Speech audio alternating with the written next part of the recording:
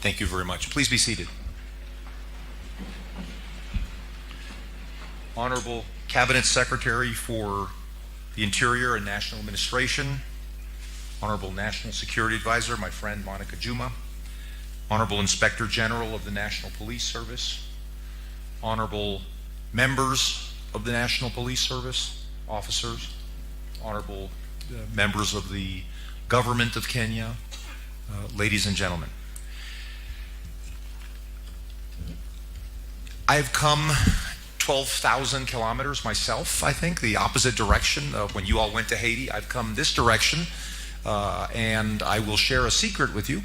I have had many meetings with very important and distinguished people in this country, including the President of Kenya and the Foreign Minister today. But the real reason for this trip was for me to stand here before each and every one of you and to recognize your service in Haiti and to thank you for your service in Haiti. You answered the call of your own government to go over there and police that very unfortunate country, provide some law and order, which you saw this firsthand has completely broken down in that country.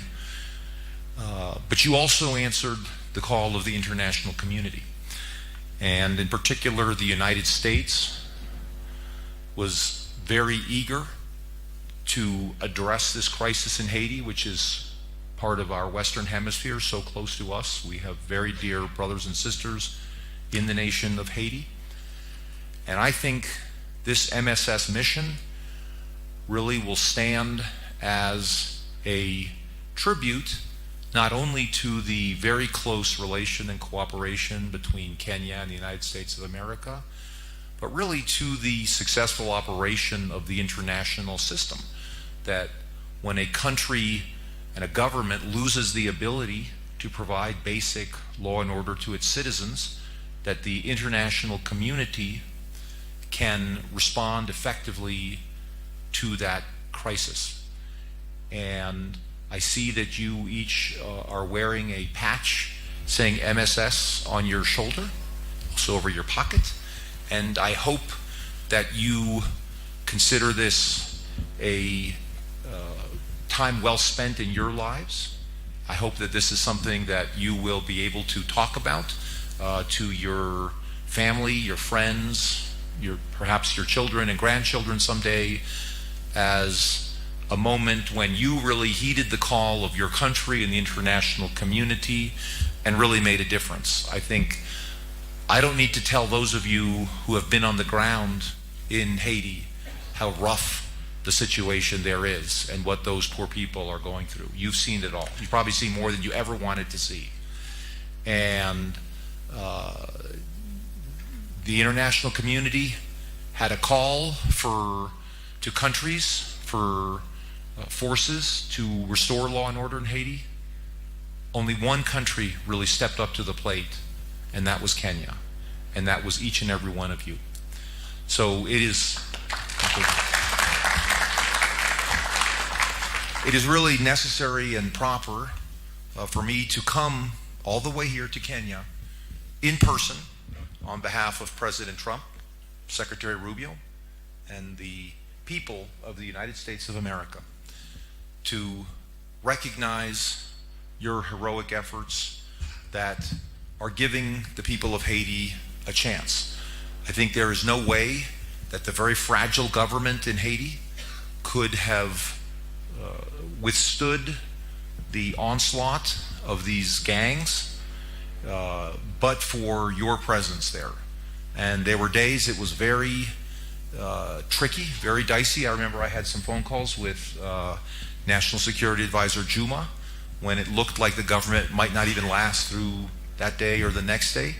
And I'm quite sure, I say this with total conviction and honesty, that that government would not have survived but for your presence there. And I realize it was not always the easiest mission in terms of equipment and other resources, in terms of coordination. It didn't pan out exactly as originally contemplated. It was obviously a larger force that was contemplated, but the larger force that is going in now, is the result of many lessons learned from your experience there, and would not have been possible but for your experience there. You all know that. I don't need to tell you this. You saw what is going on, and I think we looked very, very carefully at the drawbacks you face, the shortcomings, both in terms of your mandate from the United Nations, the resources that were provided to you. But I'll say one thing that was never in short supply was your heroism and dedication. And that's why I am here to recognize and pay tribute to each and every one of you. So thank you for that. I want to just reflect briefly on the nature of our security cooperation. This mission that you all have just completed in Haiti, and that your colleagues will be completing over the next 2 months and a few days, reflects, I think, a very high level of cooperation and coordination between Kenya and the United States. And I want to underscore for you that this has benefits not only for the people of Haiti, but also for the people of Kenya and the United States. This morning, I had the opportunity to visit the August 7th Memorial Park in downtown Nairobi.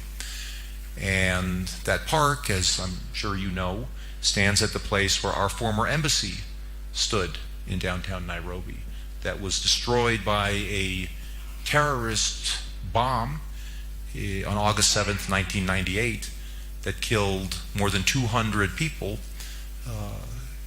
mostly Kenyans, many Americans as well, a few people of other nationalities. But a bomb doesn't know the difference between whether you're Kenyan or American. It doesn't know if you're a Christian or a Muslim. The security challenge that we face on the international stage, that our two countries face, are multi-varied. And they include the collapse of governments in places like Haiti, but it also includes conflicts and instability much closer to home. And I think this kind of level of cooperation can yield many benefits to your own country of Kenya. You are in a tricky part of the world. Again, you know this. Many of your neighbors are engulfed in conflicts of their own. Kenya stands out as a really bright beacon in this part of the world, and you have avoided many of the pitfalls that have led your brother and sister countries here in East Africa into instability and violence. And I think we have so much to be blessed for, to be in a country like Kenya that has had a security force, so that you don't have to think about things like other countries coming in and providing security in your country. You can do the job yourself in your country, and you do very well. And we are cooperating with you, not only in Haiti, but also here in Kenya, because we're on the same side of this struggle. And I just want to underscore that security is one of the main functions of a government. Why do people establish governments? Well, the most basic thing is you can go out of your house and you don't have to worry about getting shot, or you can send your children to school, you can go to church and worship, and that is not possible everywhere in the world. And ultimately, if you don't have security, you can't have economic development. No company is going to invest and build a factory if they don't know that their people can get safely to work. If the products that factory produces cannot get safely to market, cannot get to a port, an airport, or a seaport. So ultimately, security is necessary for economic development. So in a sense, what each of you is doing by providing security for your country and others is really providing jobs for your own family and friends here as well. Because there's no way that those jobs would exist if there were not security in this country. And so it's a very noble mission, and I just want to commend you for what you have done. I also want to take a moment to recognize the fact that not all of you returned from this mission. And I would just request a moment of silence for all of us to reflect on and to honor those from among your ranks who did not return from Haiti, for whom we also honor.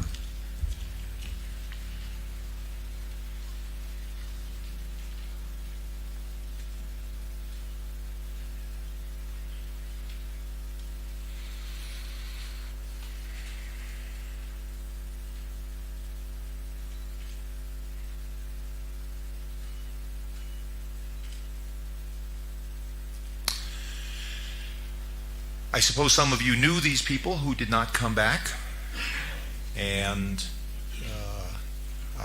may God rest their souls. May God bless each and every one of you. May God bless Kenya. May God bless the United States of America. Thank you very much.